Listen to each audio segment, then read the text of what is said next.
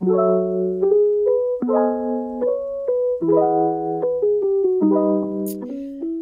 think a number of people come to mind. I think of all the incredible women, in particular, Black women that I grew up, well, they kind of raised me together as their village, in my community in Shepherd's Bush. I will never forget them. And I also think about all the Black Britons that have gone before me. I feel particularly attached to the Black British identity because, you know, in my family, it's just me and my siblings that, you know, we regard ourselves as Black British because our parents came here in the 80s. And just, I think about 6 or 7 years ago, when I started getting more and more politicized around race and racism and just understanding what Black people went through when they came here, and then, you know, generations that were born subsequently from that generation, and I'm just so inspired by the fire that they had, the resistance, the activism that a lot of them had, and I hope to continue their legacy in speaking up for social change and speaking up for Black lives and Black thriving in the same way as them.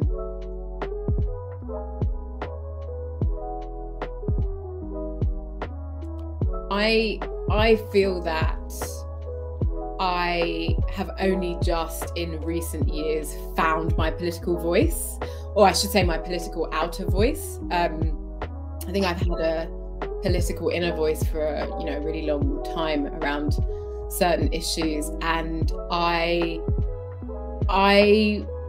wish, I suppose, that I had their fearlessness. Like, I think of Uncle Darkus Howe and just his courage and how he was just so unapologetic and fearless and very thought-right and just really he just spoke truth to power in a way that really impacted me. Having seen footage from decades ago, and then, well, it's probably not massively recently, but 10 years ago with the riots, and I remember watching him on the news and the way that he carried himself with such dignity, and so I think that ability to unapologetically find your voice and be yourself and really speak out for what you believe in. I wish I'd found that sooner.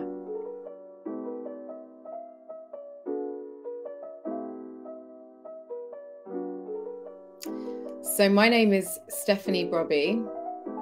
My name Stephanie means crowned with victory, which is very, it's almost prophetic, actually, that my parents called me Stephanie because I was born on St. Stephen's Day. But I feel like I've overcome a lot of hardship and just had a lot of challenges in my life that I've overcome. And so I always make a point of, when I introduce myself, I say I am Stephanie, because then I'm saying I am crowned in victory. So a little anecdote to accompany my name. I spent a decade as a private wealth lawyer working with wealthy individuals and families, and now I support individuals and families who are very wealthy with radical wealth redistribution. And blackness to me has a twofold meaning. When I hear the word blackness, I do think of it as a political term. Like I think about the political context rather, that the word blackness has for me. And to my mind, it speaks of resistance. It conjures up thoughts of a world that would want me to hate myself as a Black woman, in this crazy world that we live in. And so, you know, it speaks of a system which was really specifically designed to oppress me and people who look like me. And I think it makes me think of the kind of ongoing resistance against that narrative and the refusal to accept that. But also, you know, on the other side, when I think about Blackness, I think about standing in my fullness and strength, in my identity as a Black woman. I think about like acknowledging and integrating like that which I choose to take back from the system that is designed to oppress me, and how I take that back and I turn it into joy, and I celebrate my identity, my birthright, and I own the truth, which is that I am fearfully and wonderfully made, just as I am as a Black woman. So yeah, for me it's a real mixture of the kind of recognizing that what it symbolizes is in its political context, but also taking back my power and standing in the fullness of who I am.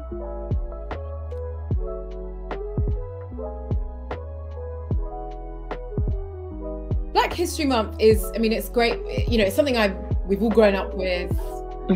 I hope we celebrated it. We're able to celebrate it somehow, you know, even when we're at school. But it does, I would like to see it move away from the white gaze. Now, that's not to say that Black History Month hasn't been for us, because it has, but it's to my mind, it's centered in this narrative that, oh, we've got to, you know, it's almost like begging for a bit of space, or, you know, crumbs, really, you know, that have been isolated. You know, it allows us, it's almost like we're granted permission to celebrate our identity in this one particular month of the year. And then the rest of the year, there's just erasure. And so I would like to see that evolve, and really to see a lot more talk about Black futures, and, you know, the Black, you know, the Black experience now, and, you know, throughout the year, and the kind of, I want to hear, you know, I think the stories of old are really important. Don't get me wrong, like everyone should know about Mary Seacole, and, you know, like it, you know, it's really important that we don't forget those stories. But what's the history? What are the stories that are out there now that we can start weaving together on a more regular basis by way of a celebration of Black life in the UK? So I would like to see it become a more, I guess, expansive type of social and cultural celebration. And I've talked a lot about joy because I believe that joy is a weapon that really gets us through this challenging life. And so I would like to see more intentional spaces, like for Black joy, you know, through the arts, through conversation, through storytelling. Yeah, I think I would like it to become more expansive in that way.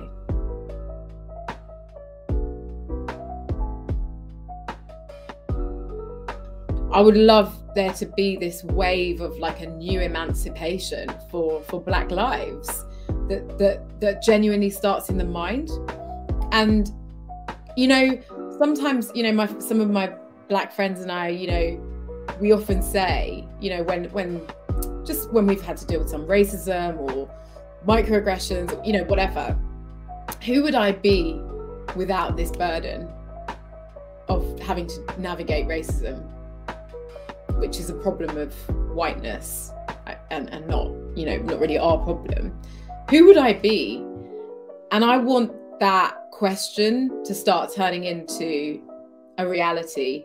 And for that to happen, there needs to be an elevation of consciousness a decolonization of the mind, so that we're not seeing ourselves, whether inadvertently, you know, or otherwise, through this lens, this colonial lens, and that we're giving ourselves permission to dream dreams and you know, be our fullest selves. And I think I told you recently, I watched that film, Really Love, on Netflix, and it's just a beautiful, beautiful film. That to me was very much like a glimpse of the future of what I would love to see for Black people in the future. And the main character, Isaiah, talks about, he's a painter, and he talks about how he just wants to paint Black people doing ordinary things and not have to explain himself. And it's like, can we just have permission to be ourselves, be our fly selves, and just get on with living our lives in, you know, in abundance and in power, and you know, really enrich each other's lives, and genuinely build on the legacies of those that have gone before us. And I think that demands of us, you know, I suppose people talk a lot about Afrofuturism, and you know, let's all become obsessed with what's happening on the continent of Africa, because there's incredible innovations and art and, you know, amazing things happening there that we can begin to center and be part of.